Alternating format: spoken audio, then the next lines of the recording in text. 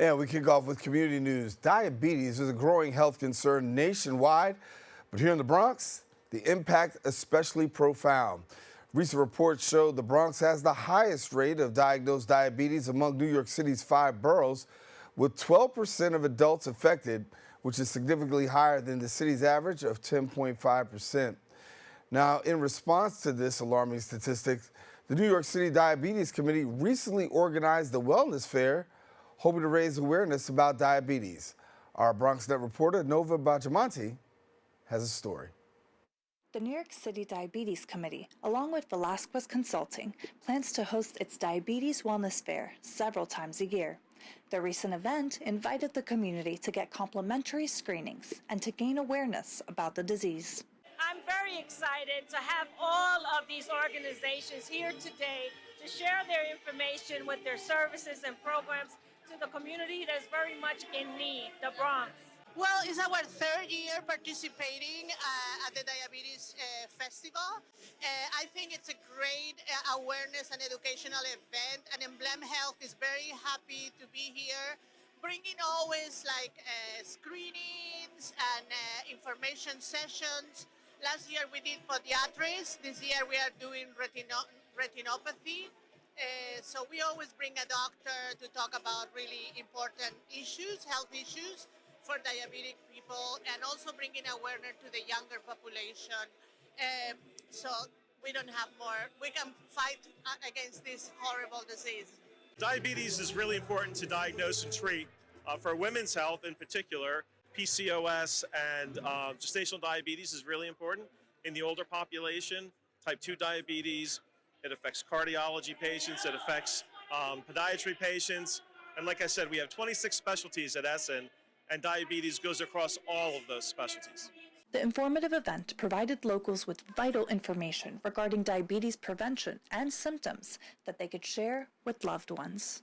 I think the main point with my presentation is to tell people how diabetes affects your vision, your eye health, and, because vision is such a crucial part of your daily life, your lifestyle.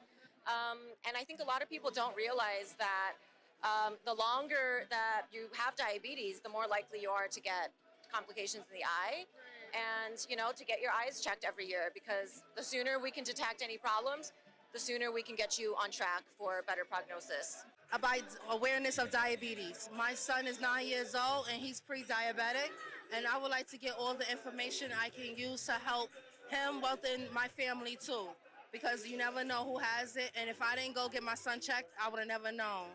The Diabetes Wellness Fair brought the Bronx community a day of helpful and resourceful information to help prevent diabetes and handle it. Reporting for BronxNet, I'm Nova.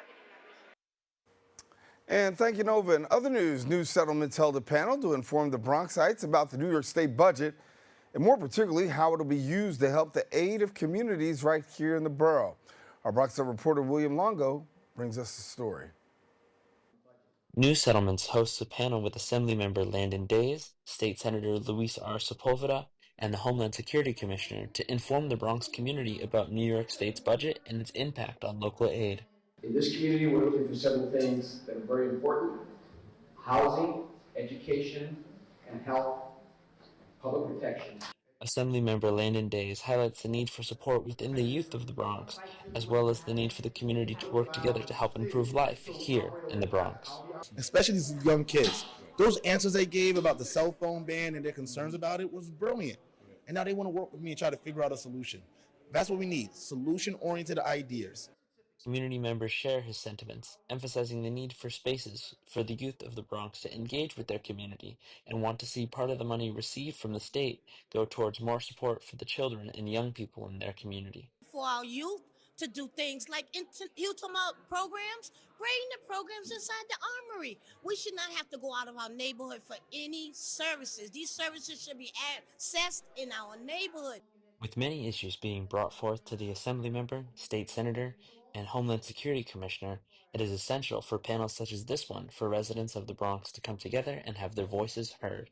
The community must grow and improve together, and the problems addressed here today are only the beginning. Reporting for BronxNet, William Longo. And thank you, William. That's all the time we have for our Bronx updates. We are taking a quick break, but guess what? We'll have more open when we return.